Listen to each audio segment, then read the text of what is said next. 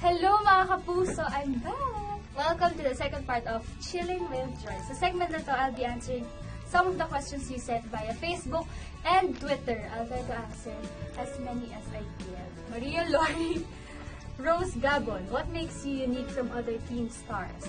Singkit ako? Oy, fairness parang ako lang yung medyo singkit. Tsaka, siguro kasi mostly yung mga teen stars ngayon, parang more on sa mga love team. Ako kasi, alam mo naman, pang kontrabida, mga ganung lolo. Plus, well, lahat naman kasi unique.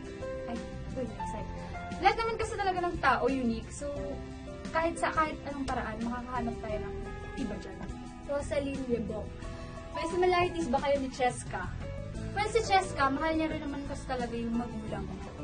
Talagang loving daughter naman siya. Yun nga lang, ang pagkakaiba lang namin ni Cheska, hindi, similarities nga.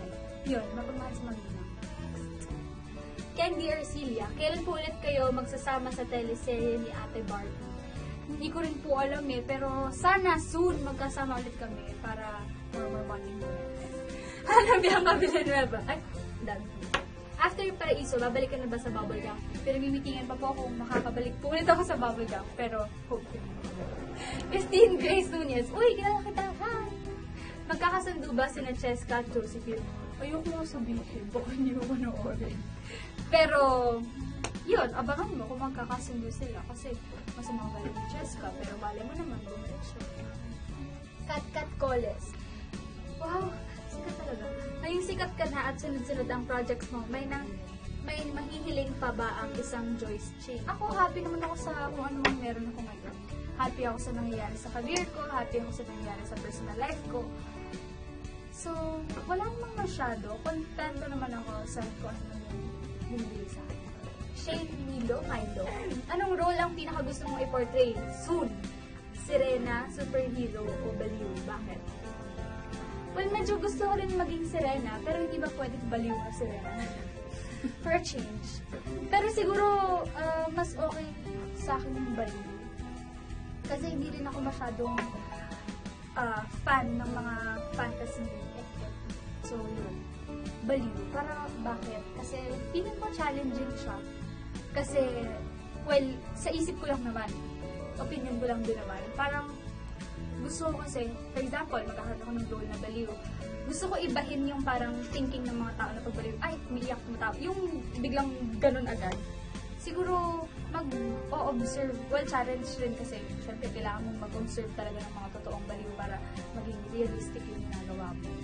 Kung bibigyan ka ng panibagong project ng GMA, sino ang gusto mo maging leading man? Alden Richards. Paul Matthew B. Somera. Magaling ka bang sumayaw o kumanta? Just kidding. Yeah, joke lang. Okay naman. Feeling ko okay naman ako sumayaw at kumanta. Well, siguro, hindi ako yung tipo ng tao na pwedeng pang dancer na dancer talaga at singer na singer talaga. Pero sa mga average na tao lang na hindi pang dancer at pang singer, magaling naman yata ako. Galing kay Zapanta. Pure Filipino ko ba? Joyce Ching po. Joke lang. Hindi po, meron po akong lahing Chinese. Siguro mga 35%. Ayan mga kapuso, maraming salamat po sa lahat ng manood at nag-send ng kanilang mga questions. Diyan na po nagtatapos ang part 2 ng aking webisode, Chilling with Joyce Ching. Joyce lang pala. At kung gusto niyo po kung mas maging close pa tayo, abangan niyo po ang part 3 kung saan i-share ko po ang stories behind stories behind some of the pictures na in-upload ng friends ko sa Twitter and Instagram. Abangan nyo yan dito sa gmailnetwork.com. Meanwhile, i-follow nyo po ako sa Twitter @ChingJoyce at sa Instagram naman @JoyceChing. Kita kits, mga kapuso!